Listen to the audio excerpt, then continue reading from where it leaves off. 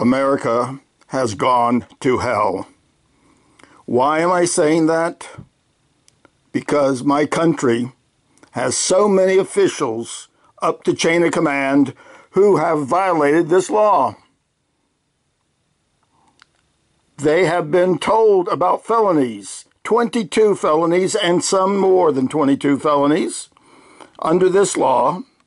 And each and every one of these, from a 4-star general, actually, Mr. Trump got notification, but he didn't know. The 4-star general, his general staff knew. They gave an order to a bird colonel here in Goldsboro, North Carolina at Seymour Johnson Air Force Base for him to cease his vacation and to call me immediately, and he did so Memorial Day. And he was quite perturbed about having to call me on his family time. Well, this man had already failed to comply with the simple section here, which simply has him pass on the felonies, receive them, and pass them on to the civil government. And yes, he was definitely a military authority. He was the commander of the Seymour Johnson Air Force Base. He was the commander of the 4th Fighter Wing, but he should be removed because he's now committed multiple felonies in order to try to cover up his initial felony of failing to live up to his oath of office, resulting in a person being subject to murder. She may already be dead or she may be alive, but she is certainly worthy. She spent more time in the Air Force than that man's been alive. She worked for the Air Force as a volunteer her entire time with few years off. Over 50 years she was credited with, and that was in 2011.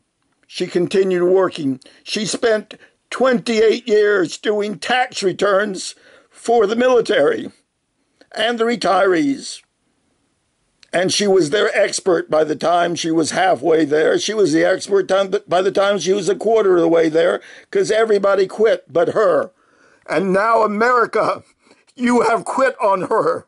And she is going to be killed by an elder killer of a chemo doctor who refused to give her her second round of chemo because he already had marked her for death and had no intention of giving her the first round until I forced it 10 days ahead of time. I reported him. I reported more. He convinced her son to break into her home to throw me out because he controlled enough of the police force that he convinced the son that the son would get away with it.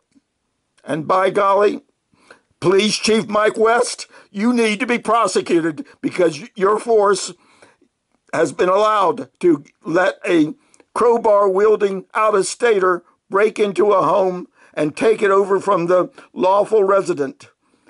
My best friend was in the hospital with the chemo treatment due to the fact that she had been abused by the crowbar man who refused to give her Imodium, refused to even go buy it, much less give it to him. He was her elder son who is evidently too greedy for her money, despite the fact that he makes a darn good living off of a false claim of disability from being a submariner, which all submariners have told me doesn't happen that way.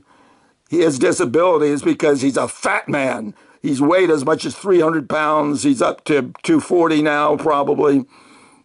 He's obese. He has threatened my life repeatedly, and he broke into the home, and the Goldsboro police officer this time allowed it, said there was no breaking and entering that he was going to arrest the man for, despite the fact that the door was splintered. He saw it. And then I immediately went, as soon as I was able to. I had to get a new driver's license because I had left my stuff on the counter by the phone in my haste to do a task that was to try to see my friend who I'd been cut off from by that doctor who had totally abused her. He pretended I had screamed at him when the reverse was almost true, but I was whispering. And he had a nurse with the UNC hospital, Wayne Memorial, who confirmed that I was screaming, and I left. But I came back and saw her, and they had her prepped to lie. And when she got done lying, she made it clear that she was a hostage. And the FBI learned about it 2 days later, that she said repeatedly, "Did I get it right?" to the mob of people. She was compromised by the chemo, and yet they brought in 18 or 12 or probably more like 28 people to surround her bed, to intimidate her, to make sure she said the story they wanted her to tell. But then she sat up with her head, just the head, picked up off the bed and said in 4 different directions, "Did I get it right? Did I get it right? Did I get it right? Did I get it right?" Very difficult for an ill woman, but she did it. And the FBI sat on it. And they sat on the breaking it in with the permission of the police, violating my federal civil rights, clearly a federal crime, losing all my identification, all my stuff in there.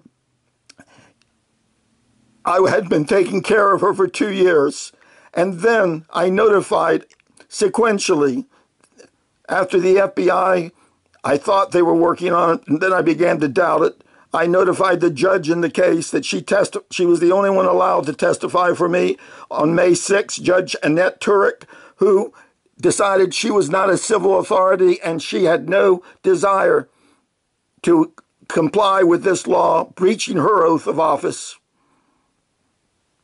Then I notified the base commander that very day, except I didn't get to him. I got only to the guest center, welcome center. They did not welcome me. At that point, I turned the matter over to Martha Beach, who attempted to talk to the staff judge advocate on base, and I sat through 2 of the calls, where the second and third probably, where Martha called, and each time I made sure Martha said it's an urgent matter, and she left messages. They did not return any of Martha's calls for over a 7-day period. They had it for 2 weeks, and they did nothing. So I went to his commander, Air Combat Command commander, in charge of all combat aircraft of the U.S. Air Force in the world, General James Holmes, and his people did the same blockade. But ultimately, it reached General Holmes's staff because they ordered the Seymour Johnson guy, his name is Colonel Don Yates, he committed multiple felonies, to fulfill what he was supposed to do to begin with, and he would only do it if I changed my story, and that's called tampering with a witness and obstruction of justice, and again, intentionally failing to do his job as a military authority. So ultimately, we had him say, unless I change it, I said, those are the facts. You need to do your job. He said, I'm not doing anything further, and hung up, something like that. Then I ended up speaking to the judge advocate office, the legal, and amazingly enough, they connected me the next day or the day after. They connected me with a lawyer. The lawyer turns out to be the judge advocate who gave him the advice that he shouldn't be doing it, Lieutenant Colonel Sprecher, Elizabeth Sprecher. She likewise ultimately wanted nothing, none of her fingerprints on it, and refused to do a job correcting what they had done, putting 3 weeks of time, 2 weeks of their time and 1 week of General Holmes's time, because he won't do it. And then I went through a mass of others, including the police chief, Mike West, who I know is guilty of the conduct of the officer, but I went ahead, gave him notice. He did nothing. The sheriff had His deputies committed multiple felonies on me in the courthouse. Sheriff's done nothing, gave him notice, gave notice to the district attorney for this thing, Matthew Delbridge. His office was hostile from the very beginning once they realized what I was doing, and he's done nothing, definitely nothing towards saving this woman. Ultimately, along with some others, I went to the U.S. attorney for this district, the Eastern District of North Carolina, Robert J. Higdon, Jr., and he made it clear that he rejected anything I was bringing to him. And so my position is every one of them, having violated this law, having refused to break through the barricades set up by the FBI in the Greenville office, those three guys that ultimately were involved in not doing my case, not doing it, not protecting this poor woman.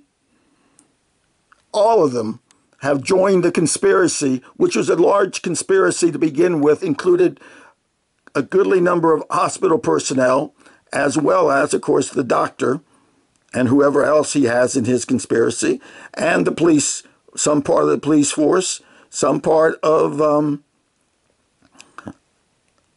the hospital administration. They said, among other ridiculous things, that they didn't care if he abused Mrs. Carlisle outside of their hospital. That wasn't relevant. It was totally relevant.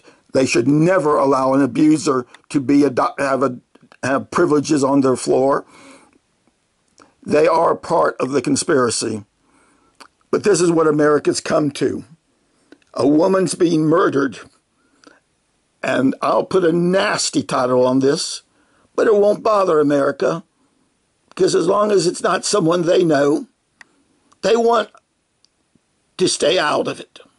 They want to pretend it doesn't happen. They want to act as though America is honest when it is the most corrupt of all countries, in that we have so many benefits, and we still are going to murder. And yes, there is a group of doctors throughout the country that are joining in this elder cleansing, elder killing, evil doings for whatever the purpose is. Here, the doctor's not making money from it. He's killing someone who's receiving too much pension from her good works. And for her husband's death by Agent Orange. I don't know what to say other than our country is damned. God damned. When we kill the innocent elderly, when we allow a son to break into his mother's home so he can do it, and we don't care, where the hell did we go wrong? How have we come to be such an evil people across the nation? How are we so goddamned? I don't know.